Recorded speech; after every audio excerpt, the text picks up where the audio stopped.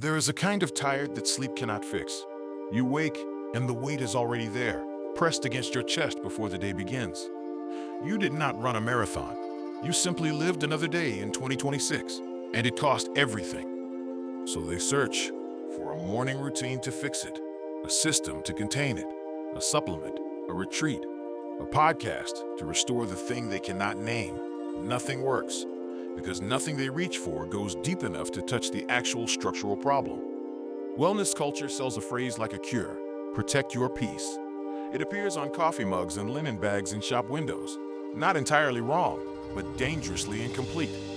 The peace it describes is fragile. One bad news cycle from total collapse. What the world sells is a peace that must be constantly defended. What one man discovered under conditions that would have destroyed most people is a peace that defends itself.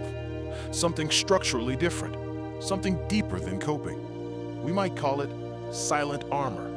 Martin Luther King Jr. had no wellness app, no gratitude journal, no digital detox weekend. What he had was a philosophy, forged under genuine danger, that produced something the modern world has almost entirely forgotten how to build inside a human being. King delivered a sermon called The Three Dimensions of a Complete Life more than once across his ministry. Not the sermon that made him famous, but possibly the most important thing he said, because it was not inspiration. It was a structural diagnosis. He borrowed an image from the book of Revelation, the holy city described by three dimensions: its length, its breadth, its height.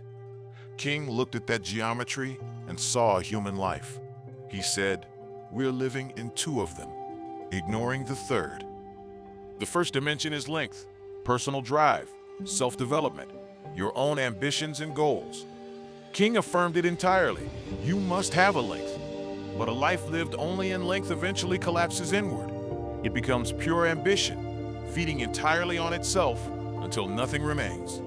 The second dimension is breadth, the outward reach toward community, justice, your neighbor.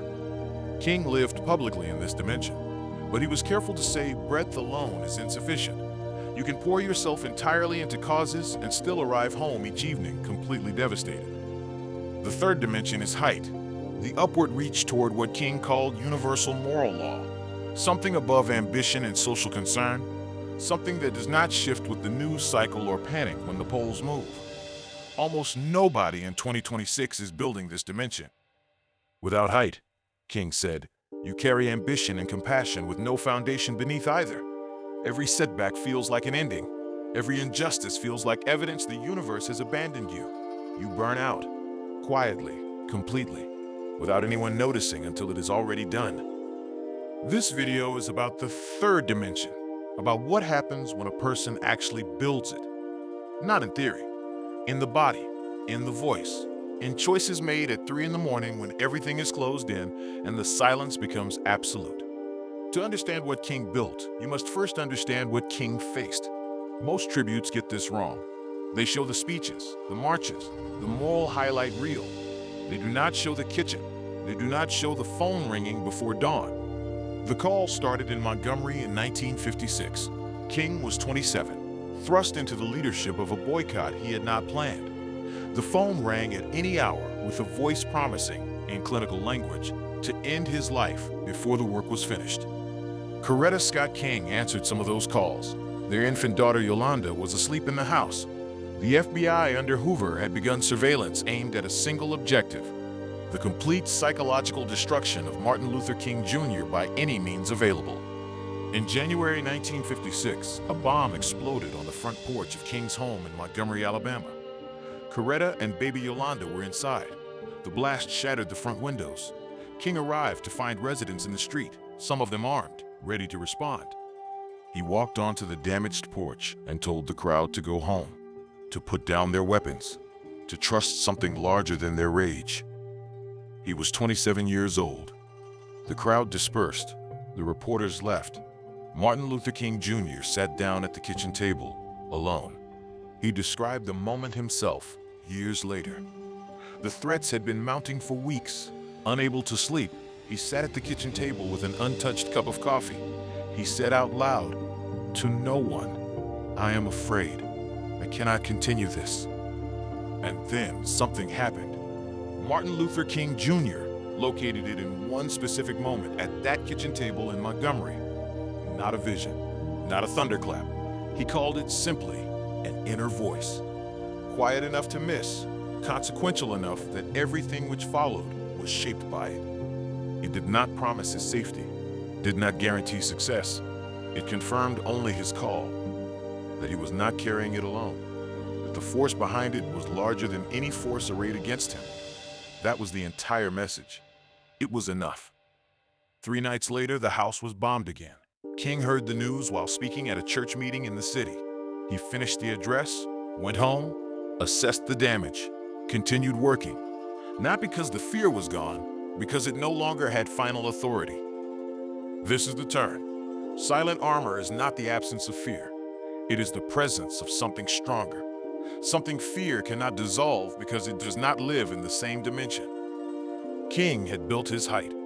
Nothing at a lower level could reach it. Before going further, it is worth pausing.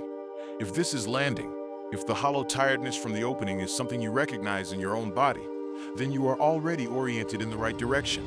You have found what you have been searching for. Subscribe to this channel now and hit the notification bell. This is not a content channel, it is a construction site. Every video is another layer of the architecture, another piece of the armor. The people here are not passive viewers, they are builders. Now back to King.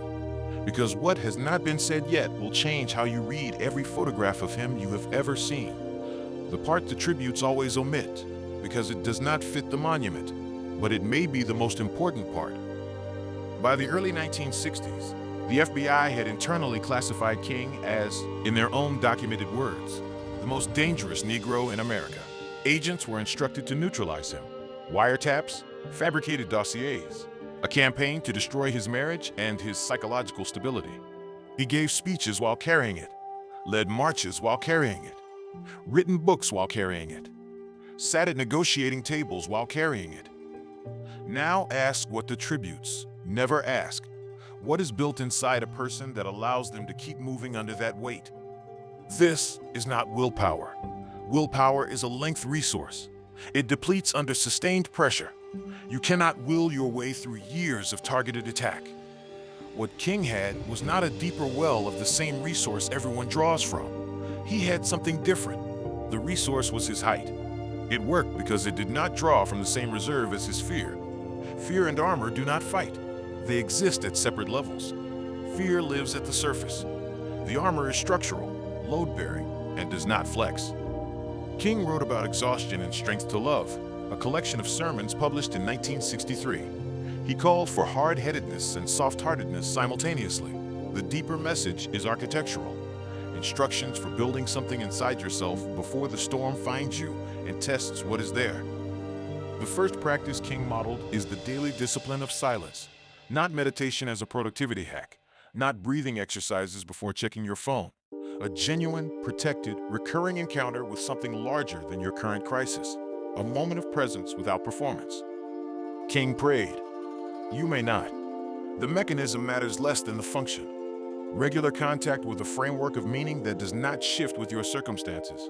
One that holds shape when everything moves. Without it, you navigate only by what you can see. And what you can see will always include things designed to terrify you. The surveillance, the critics, the letter with 34 days. King saw all of it, but his orientation was not toward what he could see. It was toward what held him above. The second practice is the discipline of the chosen narrative. King did not deny the weight of what he carried. He refused a positivity that made the bombs harmless. He refused, consistently, to let his circumstances write the final sentence of his story. He placed his struggle inside a larger arc, the arc of history, the arc of moral progress.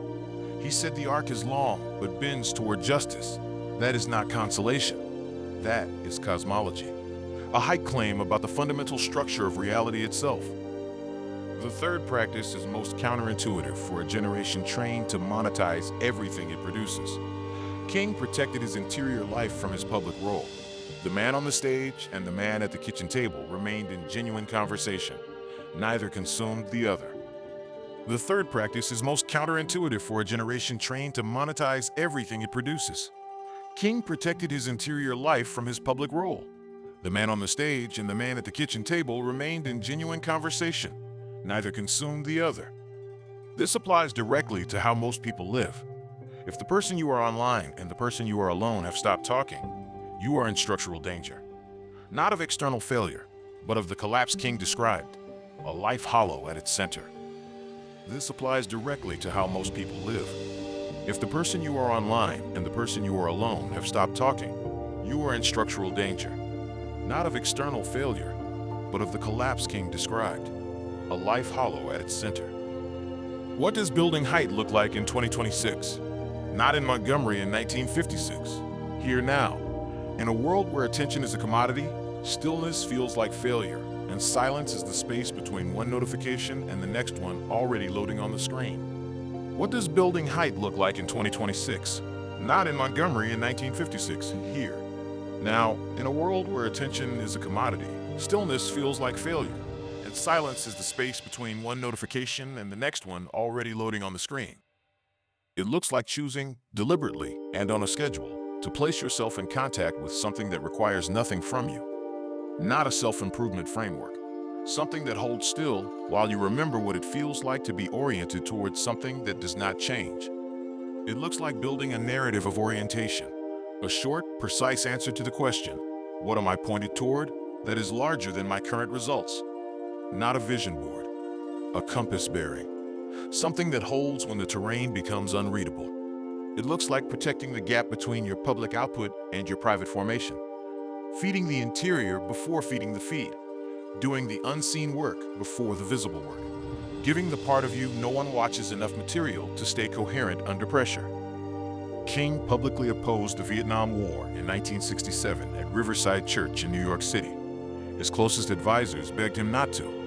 Lyndon Johnson severed his relationship with King over that speech. The movement fractured at its seams. King delivered the address anyway. In recordings from that period, King's voice carries something specific, not certainty of outcome. He had none. Certainty of direction. A compass bearing held steady even as every human landmark around him shifted, defected, or turned against the position he was holding alone. This is what height produces in a person who has built it. Not friends, not guaranteed outcomes, not clean victories. A fixed orientation that does not require external validation to sustain itself. That is what the armor actually is. That is the silence. Look at photographs of King from 1967 into 1968. He had lost weight. His circle had narrowed. He slept poorly. The surveillance was relentless.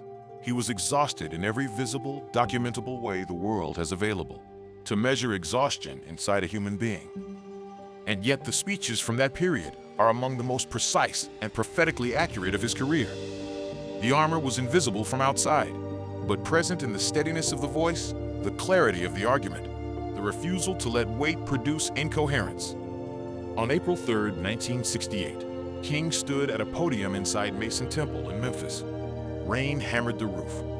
Thunder cut through his sentences. He spoke of the promised land, said he was not afraid.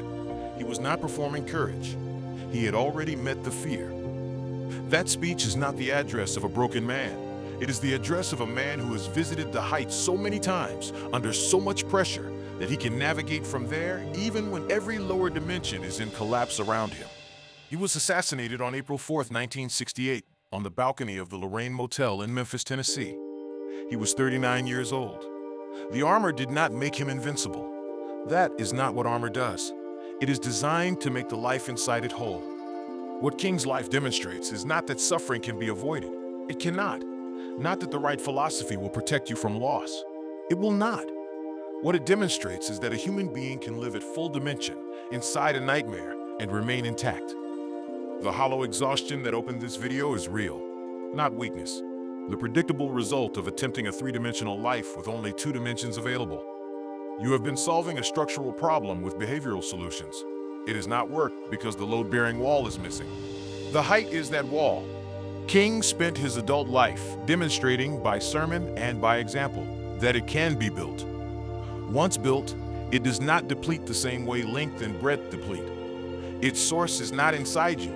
It is larger than you. Think of the people in your life who seem genuinely unshakable, not numb, not performing calm, the ones who absorb significant loss and still show up whole. Almost without exception, those people have a height, a fixed orientation not contingent on their circumstances. You may have attributed their stability to personality or genetics or luck. King says something different.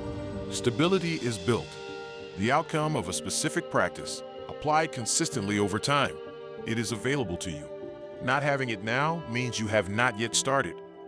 The question King would ask is not what you're working toward.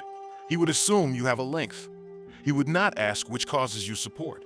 He would ask what output-obsessed culture almost never asks. What is above you? What does not move? What is the fixed point above your ambition and compassion that holds both in place? What do you return to when the ambition exhausts and the compassion depletes? If you have no answer, you now know exactly where your work begins. Not tomorrow, today. King's armor was silent because it required no announcement. Not a posture, not a performance, a foundation. Foundations are invisible when everything above them is standing. They only reveal themselves when something tries to knock the structure down. And things will try. The man who walked onto that bombed porch in Montgomery and told armed men to trust the arc of history was not fearless. He was a man whose armor existed at a different level than his fear.